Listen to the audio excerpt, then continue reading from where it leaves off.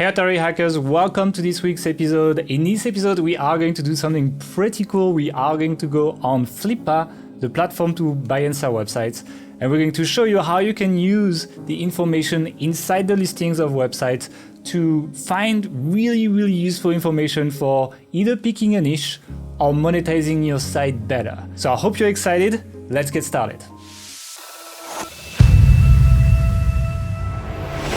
Hey everyone, welcome to the Authority Hacker podcast. We are finally back with Mark for a proper Authority Hacker episode. It's not an interview, it's not like a launch episode or something like that. It is just a proper old school episode, and I guess we all took a bit of a break for the summer, but this should be back on the regular now. So if you've been missing these, you should be excited. And because we're kind of coming back to that format, we wanted to do something that we know you guys like these more practical episodes where we look at websites, etc. So we wanted to do one of these. And so in today's episode, we are going to be looking at sites that were sold on Flippa and talk about Flippa as a platform as well, and how fucking awesome it is as a source of information for anyone who builds websites, even looking for sites that sell in your niche, etc. You'll see you can get a lot of information that you can get nowhere else. And I think it's very underrated as a way to just get information on your niche, find affiliate programs, etc. So we're going to be digging quite a bit into that. But as per usual, when we have a Gael and Mark episode, how's it going, Mark? It's going good. I've had a long time to prepare for this. It's going good. I've just come back from my vacation to Spain. And this is what a tanned, for those of you on YouTube, this is what a tanned Scottish person looks like, aka not much different to how I normally look. I come back from Normandy, I'm like more tanned than you, I burn, so I'm always on the factor 50, and you just don't tan from it. Yeah. I hope your research is better than your tan for this episode. That's all I can hope for. Before we jump into this, I would like to remind you, because we haven't done a very good job at that, but if you guys enjoy these kind of like more practical episodes where we look at stuff, first of all, let us know in the comment section on YouTube. So we really read all the comments. We don't really have that much time to reply to most of them, to be frank, and I think we should do a better job at this. But I definitely check them out very regularly, and we do take in consideration everything that was said. For example, I got a lot of criticism on my interview with Paul, I think, from Golfers Authority. I cut him too much, etc. I definitely took a lot of notes on that to improve my interviews and so on. So we do read that stuff. But if you also enjoy these kind of episodes, don't forget to subscribe, all the stuff you should do on YouTube, because, well, that helps these videos get to more people. And that gives us a bit more motivation to do more episodes like this. So now let's jump into this. And I know a lot of people are going to know what Flippa is, but I think I want to talk more about its position in the market and what they do, etc. But to make it short, Flippa is a marketplace where people can freely list their website. I think you have to pay now to do a listing. It used to be free, but I think you have to pay now. And then you need to put a bunch of information about your site. For sale, you have to provide stuff like proof of earnings, proof of traffic. You have to connect to Google Analytics. They connect back to SEMrush and pull a bunch of data, etc. It's pretty cool. But one thing that really makes Flippa quite different from marketplaces such as, Empire Flippers, FE International, and the more institutionalized marketplaces, is that they provide a lot of open data on the sites they have for sale. Very often you can see the domain. Very often you get the exact traffic numbers, the exact revenue sources, etc. And that is quite interesting. It's basically like eBay, but for websites. And just like eBay, you can search for recently sold websites. So we can see and we can identify transactions which have actually occurred, and we can know how much those websites were sold for, and importantly, the domain of the website and all the traffic information, the financials are in there as well. This is all public. So you just need to sign up for an account and you can see it. But once you do that, it's a goldmine of information, and that's the basis for this podcast. Yeah, I think, first of all, you need to sign up for an account. It's free to sign up for an account, but most of the data is going to be hidden if you are not signed up. So I know, I talk about this in the authority site system a bit, and a lot of people get blocked because they're like, oh, I don't see the data you see in the videos. You need to create an account. There's literally a button on top. click on the button and you can sign up with your Google account, or you can use your email if you prefer that. And then it's going to unlock all the data on the listings that we're going to be talking about, etc. So please don't forget to do that if you want to do the same thing here. And so what I wanted to do to make this more practical, this podcast more practical, is really, let's jump into a few listings. And, I'm taking the position of like someone who's interested in building a site and kind of looking for the next idea or something. And what can I extract from these listings that I could not find anywhere else using tools like Ahrefs, SEMrush, looking at the top keywords, etc. And I mean, for me, I mix the two to kind of like extract more information. But there is data that you will find nowhere else. And also it allows to put in perspective how inaccurate the data of some of these tools that we usually use is, because we get the exact data to compare it to. So why don't you take the first one and I'll take the second one. Okay, so the first one I've chosen was sold recently. It's 10powerup.com. It's a site about a niche I've never heard of before, the generators niche. So the power generators, gas generators for your RV, solar generators for charging your phone. All this pretty cool niche idea, actually, I must say. This site sold for $85,000. And it was making $4,000 to $5,000 per month. Now, I actually looked at the numbers in a little bit more detail because they give you a breakdown of how much it was making each month over the last 12 months. And based on the last 3 months where revenue's really gone up quite a lot, so it's sort of around the 4 to 5K range, the multiple that it sold for was only 18 over that last 3 month period. So if you take a multiple over the entire 12 month period, the multiple was 28 because the average was 3K. Was it growing? Yes. Yeah, that's fine. Yes, it was. This is interesting though, because that's quite a bit lower of a multiple than you would typically find sites going for. So it says to me that this is potentially a good deal. The site was established in 2018, so it's, relatively new-ish, I guess. It's only DR27, and it's not very difficult to get a site to DR27, especially in 3 or 4 years. Ahrefs says it has 10,000 traffic. The reality, which we found from Flippa, is it has 14,000 traffic. So, that's 40% off, but it's not a million miles away because of the low numbers.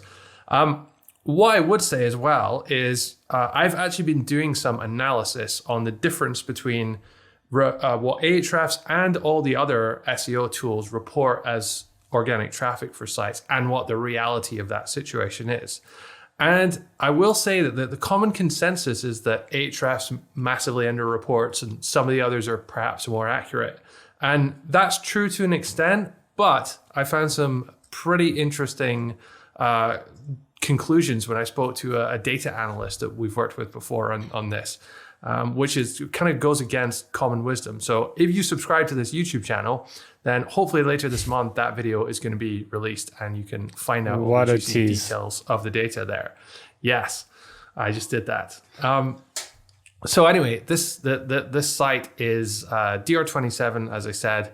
The design and the content, I would say, is average. Let's be honest. This green, average for you, terrible for me. I mean, I would say average for the web. Yeah. If it was a site we were building ourselves, as Authority Hacker, we probably wouldn't be so proud of this one. But let's not take anything away from them. It's still making 5K a month with this average design, which should be, I think, really encouraging for anyone just starting out. They do a lot of positive things on their content. They do affiliate tables. I think they're using like AWP to looks like it. Yeah, I'm pull some. Yeah, they've got it looks pretty standard for like a reasonably well thought out affiliate site. AWP. They've got the pros and cons list. They've got their decent CTAs. They do a lot of things right here. The green and red pros and cons boxes, it just reminds me of how we used to build sites, 6 years ago with the original Thrive content builder, when you had like those two colors in there. It's not built on that, but it was just interesting to see that, I would say. One other thing, before I get into some of the lessons which we learned from this, that kind of I tend to look at with sites when I'm analyzing them, is who's behind it, who's the person behind it. There is a guy on the site. There's one photo of him, and to be honest, I'm not sure if he's a real person. If you scroll down to the bottom of any of the articles, you can see the author box, and Mike Newby. It just looks like one of those photos from. It's NEWBY. Okay. I just realized that, like, newbie beginner. But like, I'm not certain that this is not a real person. Just this photo is not used on any other site. Yeah, I reversed image searched it, couldn't find it anywhere else, except from on this site, and there's not really much of a social presence. No. It's just branded, basically. So there's a site called thispersondoesnotexist.com where you can just generate random images, and it looks like a real person, but it's computer generated and it doesn't exist. So a lot of affiliate sites that don't want to put their own face forward as the face of the site are using that to create these kind of personas, which, different people have opinions about it. Like we really try not to do that on our sites these days. We have done in the past for sure. Yeah. But yeah, it's just something to kind of like think about as well. It's also remember that the site's been sold, so this may be the new owner who's changed it, or this may have always been like this.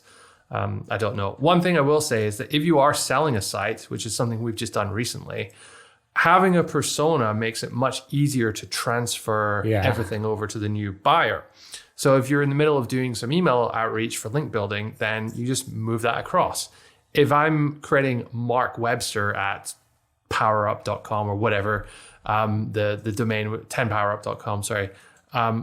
It's like, I'm not really going to want the new buyer to be talking to everyone as me, because they might be like, not saying nice things, or like, just if my image is on there, it's like, I want control over that, or how I'm perceived online, really. So that is a pro of using a persona. It does make that transition a little bit easier. What did you learn from this? From the listing itself, it's very important to read all the details on there, because they have actually mentioned 4 other websites which they own. And all those 4 websites were being sold or are sold also on Flippa. There's a few of them that are really interesting niches. So there's a stethoscopes.ninja, which is a stethoscopes review site. Yeah. So if you're a doctor, do you buy from a .ninja site?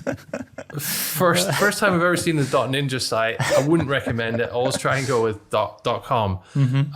But it's one of those kind of like micro niche sites, and I imagine all doctors need stethoscopes, like medical students, things like that. So it's potentially there's some money in that. But what's most interesting about this list is that they have another website, thegeneratorpower.com, which is in the exact same niche, and it's also making $750 a month.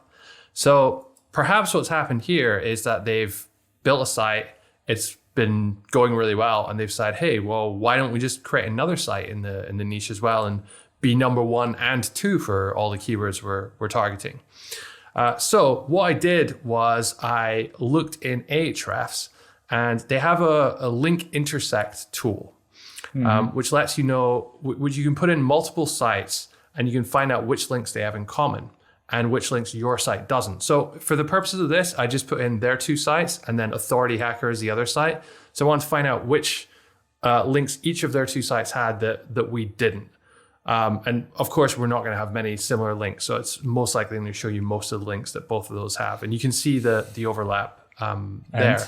And there's quite a lot. They're doubling up on their link building, which is a smart move. They're not going to double their business by creating another site, because it's just never quite works out that way. But it's a real strategy, and it's something I've seen other people do, creating duplicate sites or similar sites in the same niche, targeting a lot of the same keywords. You already know what works. You already know how to make money. You already know which products, which keywords are doing well. And you can, come in and make like an extra, 25, 30% income compared to what the main site was. What is interesting is I'm looking at their link profile. I'm not gonna say who, but I see a link from one of our podcast guests actually.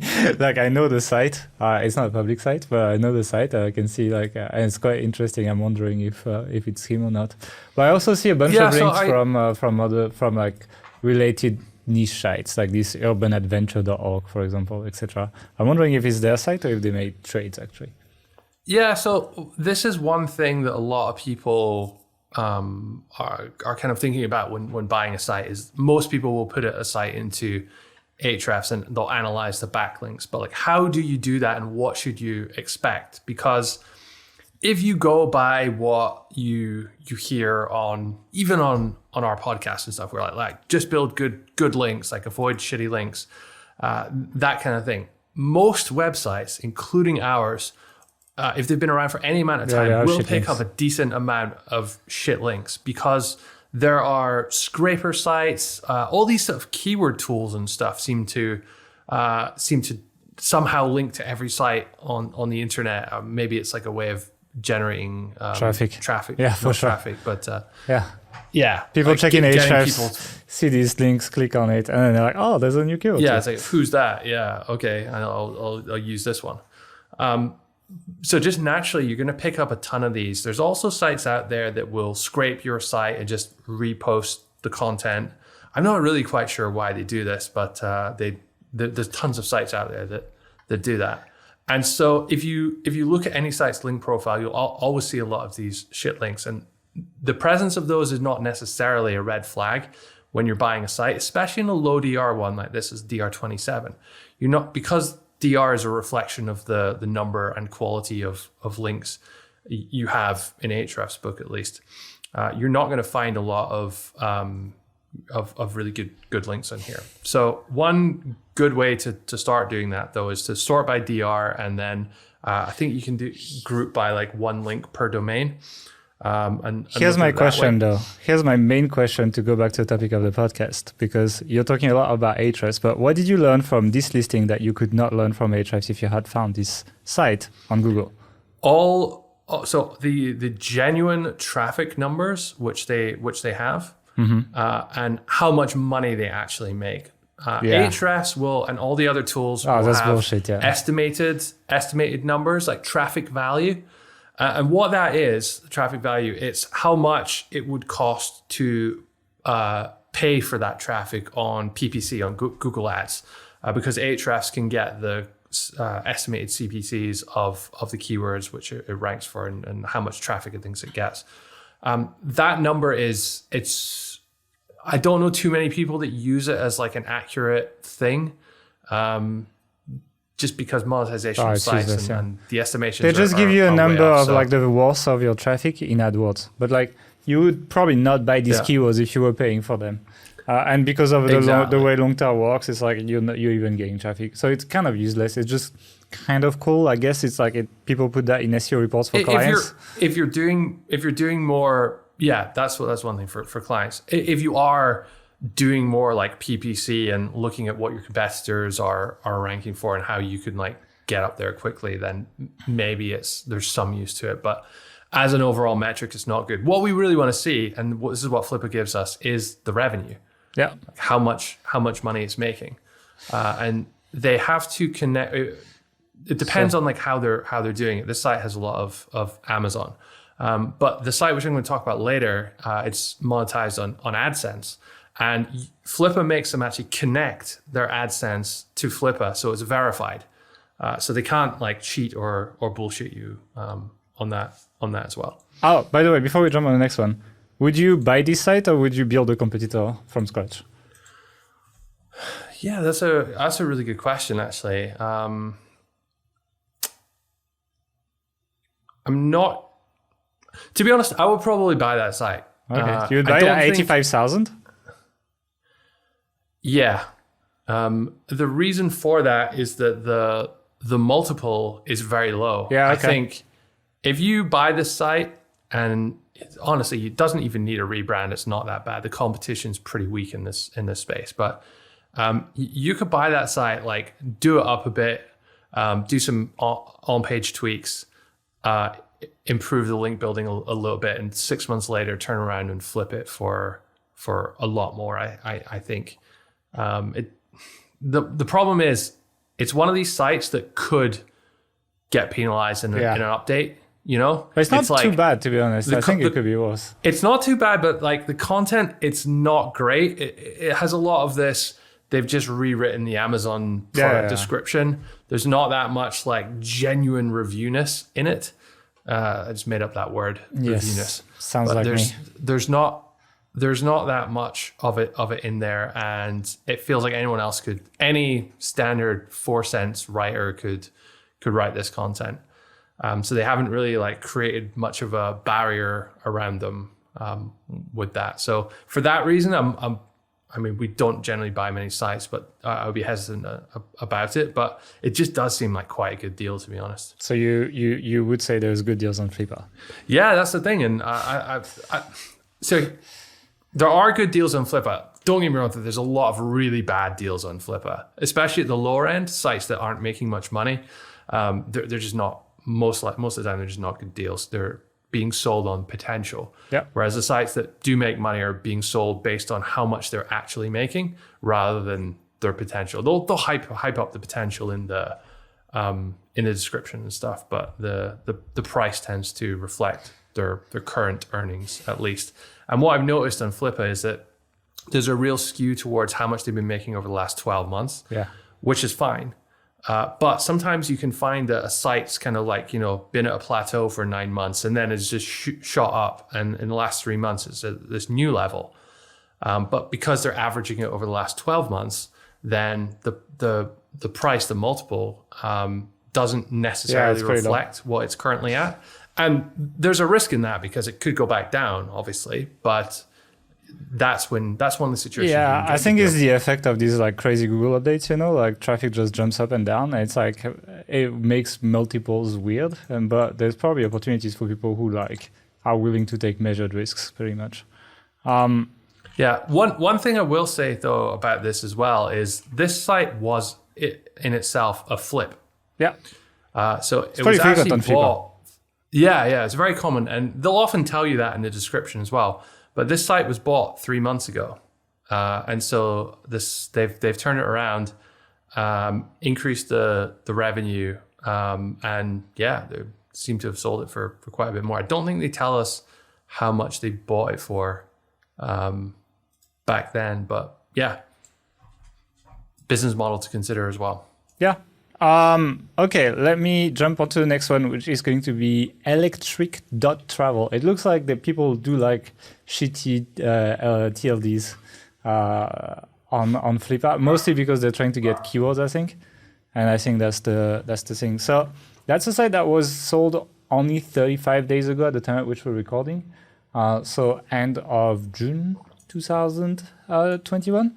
And it's a site about electric vehicles, but, like scooters and like skateboards and stuff like that, not Teslas, And they are, they're pretty high DR.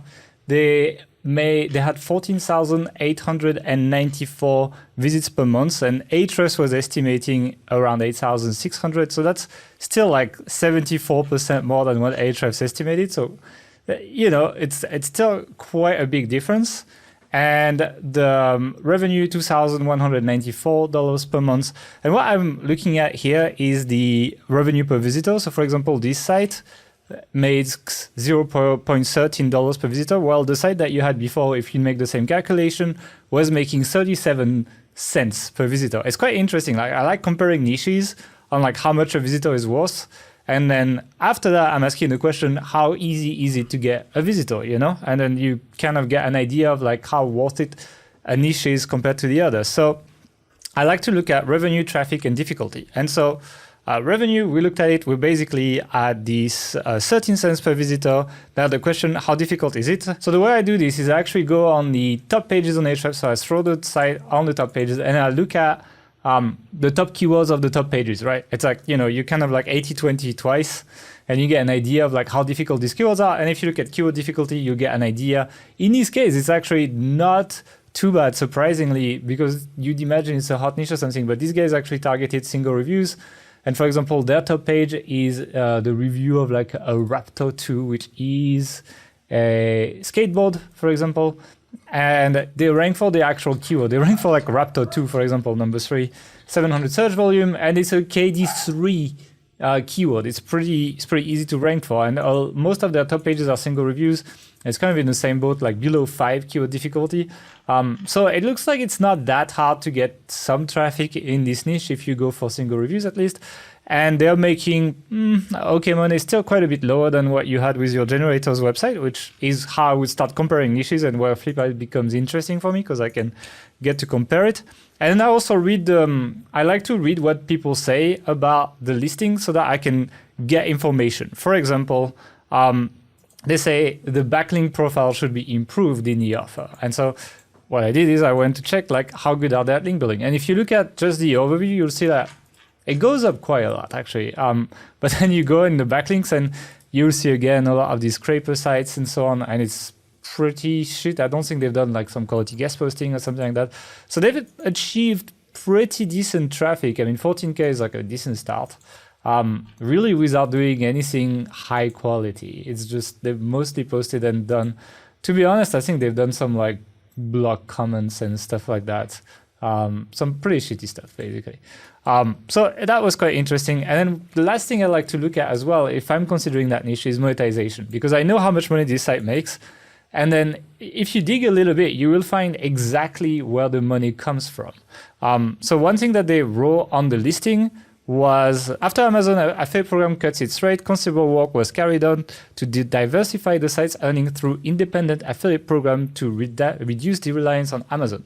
The business has since seen significant growth of revenue and traffic, and it's an upward trend over the last few months. So I was like, well, that's quite interesting. So these guys have done testing for independent affiliate programs. And so if I was starting an EV site, I mean, electric vehicle minus cars, I should be looking at what these guys are promoting, because if I look at their revenue, it's going up. And many times when you test affiliate programs, you know how it works, right? It's like 80% of the time you're making less money than you made before. 20% of the time you make more money, and then you're super happy, and that's it. So hopefully these guys have done a good job, and hopefully that is helping me, even if I don't buy this site, pick the right affiliate programs. So the way I did this is I went into Ahrefs again, and I looked at the linked domain report. And because, to make money from affiliate marketing, you need to use affiliate links. And then I just started looking at affiliate links. And well, I did find affiliate programs quite easily. The first one I found was called Apollo Scooters, and they pay 6% commission. And it was the most linked to independent affiliate program. And that's actually what I like about this report in Ahrefs, is they tell you how many links they're using, right? So for example, this Apple affiliate programs was the one getting the most links out of all these ones. So it's telling me it's working quite well for them because they're pushing it pretty hard. And then I found one on Carousel called Highboy that pays 8%, $400 average sale. So that's about $32 on average commissions per sale. And yeah, 8% 30 days basically. And so it took me 5 minutes to find tested affiliate programs, and I know exactly how much this site is making. So I think this is really, because what's happened?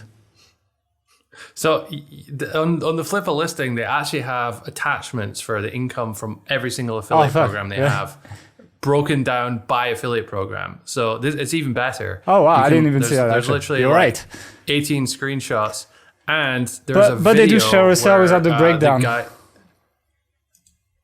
But there's a video, a 5-minute video where the guy goes through all his details and all his spreadsheets for it and stuff as well. But so that data is amazing. This is the beauty of Flippa. Exactly. Yeah. Like you're never getting this anywhere else. Actually, yeah, Apollo earnings is here, so I can actually see.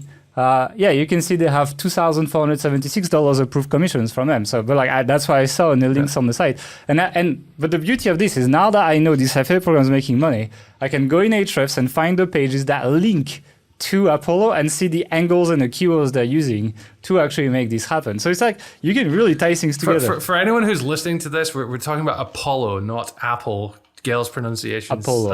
I thought you were saying Apple there. I was like, what are they selling? No, they're not selling Apple products.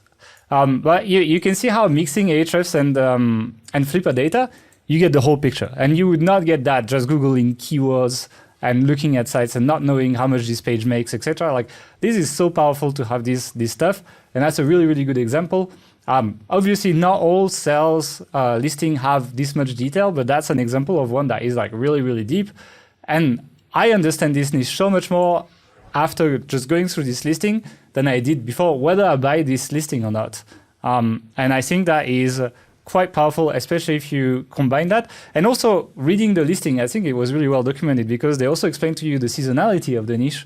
So you can expect, you can just see how the earnings are going to work. So they say, the site has a strong Black Friday, Cyber Monday strategy, and traffic and revenue have historically built throughout the year in the lead up to Black Friday, Cyber Monday, and the Christmas deals period. So basically, what you can probably know is that your site, your revenue is going to spike in November, December, and it's going to go down, and it's going to slowly go back up all the way back up to the end of the year. And that's what you can expect in terms of earning curves. And again, before you decide to go into a business, you probably can see some of that in Google Trends, but I'm not sure because purchase decision is a bit different from like search trend. This is actually a bit more accurate to see that. And I think this is really, really good to understand this data before you jump into a niche, etc. So that is how, like, that is for me the quintessential example of like how finding a niche on Flippa is so much more powerful than just Googling stuff. When you get the right example, which is not always the case, obviously, you don't get all the niches represented, etc. But that is so powerful because like this tells me exactly which FA programs I should go after looking at it. It's invaluable market data you will get nowhere on no other broker, pretty much. Would you buy this site? 55K, but like they went, if you look at the final, 1,700 for 55K, what's the multiple then? It's 30 times 25 multiple. Yeah. No, the average net profit is 2,174 a month. Yeah. I mean, they don't. If you look at 25. Yeah. I mean, to be frank, I like building sites from scratch usually. But this site's pretty okay actually. I think it needs a bit of a redesign. It doesn't look very good, but I think it's all right. I'd say it's not a bad deal. And like the review pages look really cool actually. If you go check, like they have like these nice call to actions, etc. So, yeah, I would consider buying this site. I think I think the content is cool. They even have original photos and so on. So I quite like it, and it's not too crazy.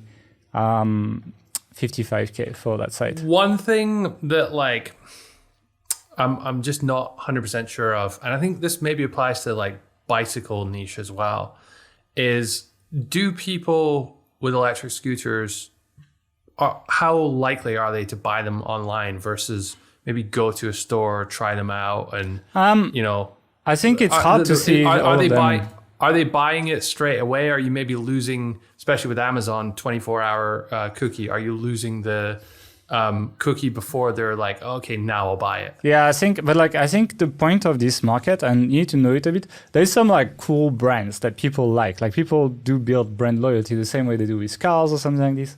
So for example, they actually closed, but this, Casey Neistat had like this boosted board, right? This electric skateboard, and people were crazy for that. And they're not in stores, right? So there is, like, I'm pretty sure this Apollo brand it's trying to do something similar, and some of these brands with these FA programs, I think they can be quite juicy actually. There's also a lot of news in this market, like new models, updates, firmware updates, etc. that people that are interested in niche care about, and you can monetize with ads. They have ads on the site as well. I think they're using. They don't have anything that says they're on Mediavine or Ahrefs, so it looks like they're just using base AdSense, which means there's an opportunity to move the site to like Ahrefs, Mediavine and make more money. But overall, yeah, it's like I got so much information from that listing.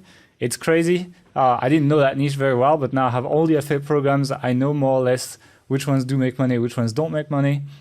I know how much I make per sale, etc. It actually looks like a pretty good niche. So just to close it out, this shows you how good Flippa can be if you read the listings properly. Do you want to do the last one? This is actually, no. I will, but I just want to say as well, like looking through Flippa and similar sites as well, it's actually one of the tactics which we teach in the authority site system for beginners. Like we when people are starting building their first authority site, there's an inclination to just pick whatever niche is in front of me or something I like and not really analyze it and get to know the numbers. But we teach people to spend a lot of time, sometimes weeks, months even, in researching and analyzing different niches, weighing up the options before you choose one. Because once you've chosen it, it's like that's it. You're committed for several years, most likely. So it's just worth spending some extra time doing this research. And if you want to learn more about the authority site system, you can go to authorityhackertraining.com, where we have a free webinar where we talk you through, was it the 5-stage model we used to 5 steps start authority sites in 2021. So go check it out. It talks about the authority site system, but there's also a bunch of this kind of stuff actually in there. Anyway, let's jump on to the last example. Okay. This is an interesting site. And not from the point of view, like I first opened it up and I thought, God, this looks like a boring site, but it's a really interesting business. So the site is antique-marks.com. It's a site about antiques and historical stuff, which is something really doesn't interest me in the slightest. Old China and the stuff. fact that there's a hyphen in the domain name, I really don't like that. It's a pet peeve thing of mine. I don't recommend doing that.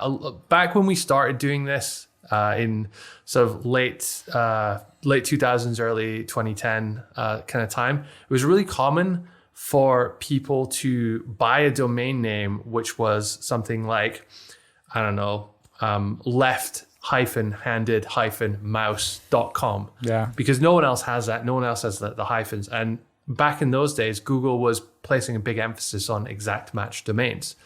And that would count as one. So it would be easier to rank for keywords which had those three words in them.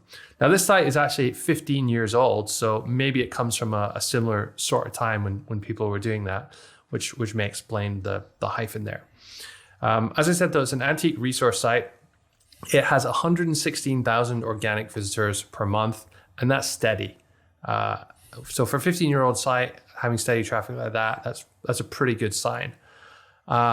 It has sold for $53,000 just recently, and it was actually bought on Flippa in 2016 for $33,000. So I wouldn't say it was like the best flip in the world. It doesn't look like they've increased the revenue that much over the last 5 years.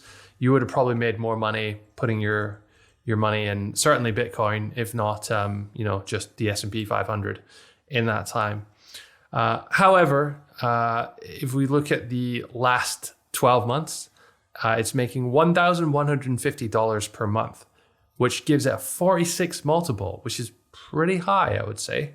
If you look at just the last 6 months, making about 1.5K a month, which would give it a 37 multiple. So pretty high up there. What is justifying this multiple? Well, I'll tell you what, and it's what you alluded to before. It's AdSense. It's the presence of AdSense. Any site on the internet which is monetized by AdSense, if you can buy it, you should. If you can buy it for an okay price, you should. Because all you do is you go to Mediavine or Ahrefs or potentially Ezoic, and you put their managed ads on there instead. And your RPM, the revenue per 1,000 visitors you get, will almost certainly, like 99.9 times out of 100, will increase significantly. So I worked out the RPM of this site, which is the revenue for 1,000 visitors, and it's $13.8, which is, it's not terrible, for AdSense, but Mediavine Ahrefs will do better, almost certainly. So the business model here would be buy the site, switch it to Ahrefs or Mediavine, get higher RPM, site instantly makes more money. You can flip it straight away, or you can hold it and earn. And if we look at the site now, that is exactly what they've done. We can tell that by at the very bottom of the page, it says exclusive member of Mediavine Home. I'm not sure what Mediavine Home exactly They do have like multiple categories. I think what they do is they categorize advertiser per categories of sites so that they have more targeted ads. Okay. But this in itself is an opportunity to find more sites on Mediavine. So if you just put in Google in quotation marks exclusive member of Mediavine or You exclusive find all member of them, Mediavine Home, you'll find every site which has this on their homepage. And then you can find, and the thing with Mediavine is you need to have, is it 30,000 or 100,000 traffic to go on there? I forget. 50,000. And 50,000 visitors a month in order to get on there. So it's fairly decent sites that you're going to find. And you made a video of this on the YouTube channel. Was it earlier this year or I can't remember. Last year? I mentioned that, yeah. About finding affiliate sites and whatnot. And this is just a really good way of finding good sites that you can learn from and model from. Okay, you're not going to have all the data that Flippa has, but yeah, you can find all the Mediavine sites by doing this. But what I liked as well about this is I had no idea this was a niche, and I started looking at the keywords, and there's so many keywords. And you know what I like a lot about this niche is that we're talking about antiques, which means it's like as evergreen as it's ever going to be. Like old items are going to stay old items. There's not going to be an update to it or something like this. So every page you're writing can stay that way for, there's a lot of niches now where like, there's updates, new models, etc. And it forces you to rewrite the same content, which essentially eats your resources away just to maintain your revenue. Whereas for this antique site, because, old items are going to stay the same, you can really just focus on doing a really good job at your page once and just move on to the next one and never really touch these pages again and have a large site, which is really good when you're monetizing with ads. So to me, what this did as well is it made me look into a niche I would probably not have thought of if I didn't see this listing on Flippa. And that's what I like a lot. I would say as well that, you and I, we're in our mid-30s. Most internet marketers are probably between about 20 to sort of mid-40s, early 50s, just because it wasn't really a thing before that. And they tend to be male as well. And so I would imagine that the people interested in antiques are maybe not the same kind of people who are interested in internet marketing. Yeah. So for that reason, you won't have as much competition by marketers in there. You have competition by people who just really care about antiques and stuff. And so if you look at a site and your first impression is, that looks shit, it's so old, like I don't care about this, then don't try not to discount that site as a business opportunity straight away, because if you're thinking that, so might myself and Gael and all the other potential marketers which may want to start sites in there. And so that maybe the competition is less for you. I was actually trying to have a look at like how the site's built, because there's like .html in the domain, which I thought meant it's not on WordPress, but then there is some WordPress in the code and stuff. It could be. It's like just not updated or something, I was just like, I don't know how like WordPress updates manage these really, really old sites. Like maybe they keep the same stuff. But I mean, you could probably like redesign the site, etc., and like update it and so on. But overall, it's a good niche, I think. I really like it. I thought that, okay, this is an old site. This is going to be like super slow. It's going to fail Core Web Vitals. I put it in, it gets a 96 on desktop. It's okay. So maybe they've watched your Core Web Vitals blueprint. Available at authorityhacker.com/Core Web Vitals, by the way. And so it gets a 97, which is a green full pass on desktop, only 67 on mobile, which is yellow, which is still okay, because Google said they're not going to be, at the moment, you're not really going to get penalized for this unless you're in the red. Mm-hmm. Another thing I found as well for this niche. One more thing is I was looking for affiliate programs. I was like, it's making good. It's going to make, I was calculating, it's probably going to make like 3K from ads instead of like 1.7K once you switch to like Mediavine or something, which is a really nice increase. But I believe there's an opportunity to also use affiliates and to like find like antique sites, etc. Like, because the thing with this is like you can't just go to IKEA and buy antiques, right? These items, there's like few of them and they're quite unique and so on. So I would say people are more likely to order them online because they're hard to find physically close to where they live than more common items. So I actually looked for it, and I did find like quite a few. I found like 10% 30-day cookie commissions on something called Auction King, and I found another one also 10% 30 days called Castle Antique. So there is opportunities, and I think if you just like link to some items in your content, even if it's like info content, I think you could be making some okay commissions and maybe make an extra 20% income or something. So I think it's going to be mostly a net play, but you can make affiliate your like secondary income the same way some affiliate sites make their ads their secondary income. It's kind of flipped around, you know. And so there's opportunities here, and I think that could be quite. You could make quite good money, and it's like if you add all these things up, plus the easy keywords, plus the people who are better at IM as competitors, etc. I think it's one of these plays where it's like, yeah, you're not gonna be a multi-millionaire, but like making 5-figure per month with very little work with a site like that is very possible. One interesting thing that stood out when I was looking at the link profile is the sheer number of Wikipedia links that they really have. Oh, that's good. Yeah, there are thousands of them across all different countries' versions of Wikipedia.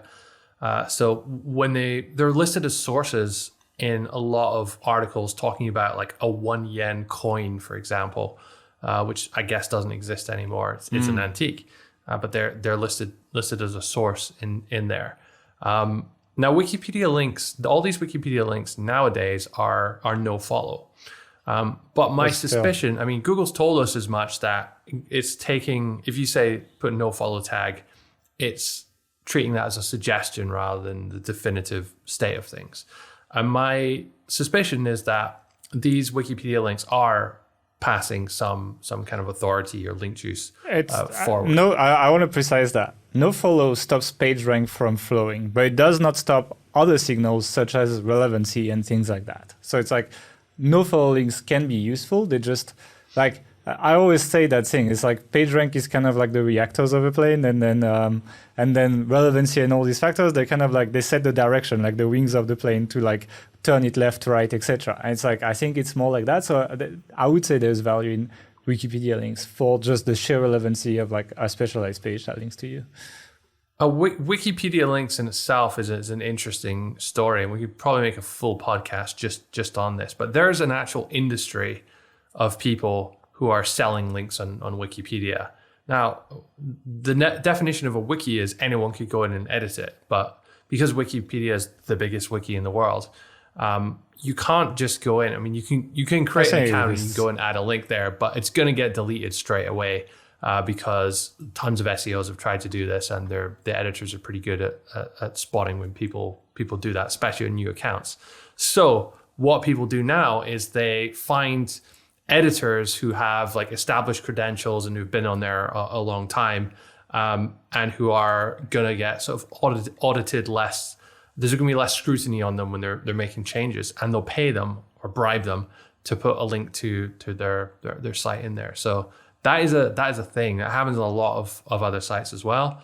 Haven't done it ourselves, but I know plenty of people who do, and it's one of these things that if you go to any SEO conference back when this pandemic eventually finishes, you'll hear people talking about a lot.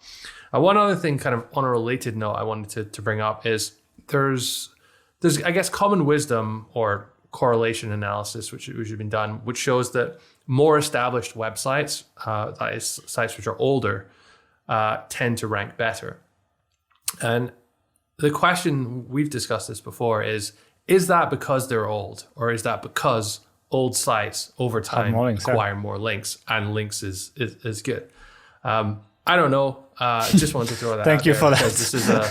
This is a 15-year-old site, and we don't see too many sites. That's pretty that age, which are still doing relatively well. Yeah. So I think, I mean, a site that old that's doing quite well is a quite interesting one. It wasn't sold for that much, and the ads opportunity. This one, yes, I would buy. This one, I liked it a lot. I think it's quite good. Even the tech, etc., is decent. Like I would just not even try to fix that. I would just add more content and go deep into antique keyword research, which I think has millions of keywords of like old coins and old vases and everything, and just monetize with Mediavine plus some affiliate marketing. So I quite like it. Okay, let's wrap this podcast up with a few common questions, because a lot of this stuff was really interesting, but Flippa is also a platform with limitations, and I don't ever want to just go ahead and buy a random site on Flippa. So I think the first question is, should you buy sites on Flippa or should you just do market research? What would you think? Both. To be honest, until we did this podcast, my view of Flippa was it's only shit sites that list on Flippa. Why would I bother? However, from a market research point of view, it's obviously really good. I mean, the amount of information we've learned today is incredible. You don't get that anywhere else, plain and simple. But most of these opportunities, most of the sites we're talking about today are great opportunities. I will caveat that by saying we searched for sites which had been recently sold. So the fact that it had been recently sold probably means that they're a decent opportunity, right? There's not too many idiots out there just buying sites for fun. Most people are quite savvy with this kind of stuff. So I think that this may be a kind of like, what do you call it, like selection bias or something of course. in the way that we've There's searched. plenty of sites that don't sell that are shit, If you're looking through the sites which are still available to buy and bid on, then you're probably going to find a lot more crap in there. Yeah, I agree. Because obviously they don't sell, and so we didn't find them in that research. But yeah, overall, I think Flippa, there is obviously the sites that you're going to find there, they're not perfect. That's not the point. And buying a perfect site, you're going to pay the price for it. You're not going to make a profit. The point is to buy a site that has work that is needed, then improve it, and then either resell it or just get the checks every month, basically. So yeah, Flippa can be good, but it's not like there's tons and tons of great opportunities. You need to dig for it. But for market research, it's quite amazing if you have a listing like this electric vehicle one, for example. I wanted to also talk quickly about the most common scams on Flippa. There's a lot of scams on Flippa that are happening, and I think you need to be a little bit careful. And that's why I don't recommend newbies go and buy a site there, for example. If you're not very savvy into looking at link profiles, etc., it's quite dangerous, because one common scam, for example, is like the site is ranking up because the owner has PBNs that like pushes the rankings up. So they have their own blog network and they have links, and they sell the site and then they cut the links and they link to their new site instead. And then that site just loses rankings, and you just paid for traffic that just doesn't exist anymore because it relies on these links. So it's like identifying PBNs. It's quite tricky as well, because these PBNs could be blocking Ahrefs, etc. So buying a site, I would check on multiple tools the link profile, not just on one. That's where SERPstat is quite useful, because everyone forgets to block SERPstat. And so I actually get some data that you don't get on Ahrefs, for example. There's also a lot of sites that got hit by updates and penalties, so you want to look for that. Sometimes it's an opportunity. If you make a specialty of yours to like recover core updates, sites that got hit by core updates, I think you can make amazing deals, recover them, resell them for much more money than what you paid.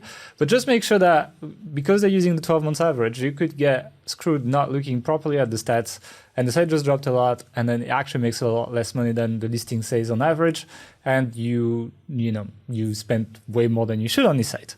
A lot of sites have really shitty link profiles, and they're prone to be hit by the next update, and you need to be quite careful of that. So I recommend that you have some expertise into looking into link profiles before you buy a site on Flippa. And also some people also, what they do is they make a video with like their Amazon earnings, etc.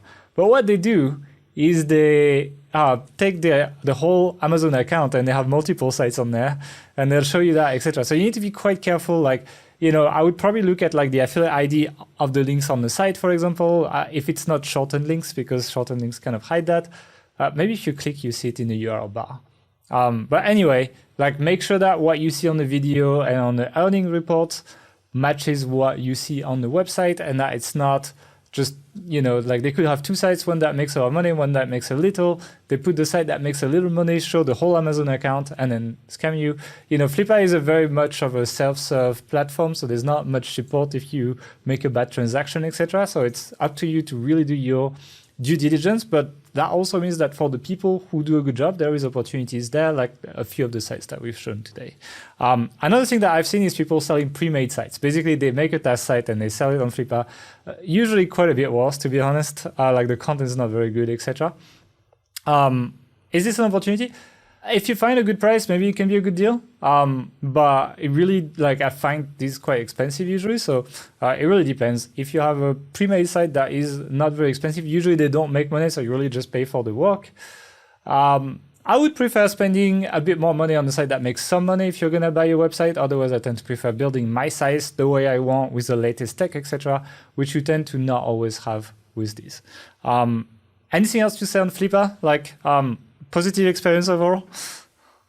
Yeah, positive experience overall. I talk about it in Authority Hacker Pro, actually. When I was doing research for the Selling Your Site blueprint, I spoke to quite a few people who had sold their sites on Flippa, and they were all sort of like five-figure sites, but largely positive experience as a seller as well. I think the key is providing lots of information and just not taking shit from people. Apparently, you get a lot of people trying to like, oh, sell me off here, I'll send you Bitcoin, or like scammy stuff. So you just got to have your wits about you a little bit. There's a lot of dodgy people as well. Like, let's be honest, it's like there will be weird people you will interact with if you buy or sell there, etc. So it's it's a bit the jungle, but there's some gems to find in there. But yeah, let us know in the comments as well if you would like us to just go through more platforms like Flippa, for example, and kind of like draw conclusions on how you can use these to make more money, get some value, etc. Because I can think of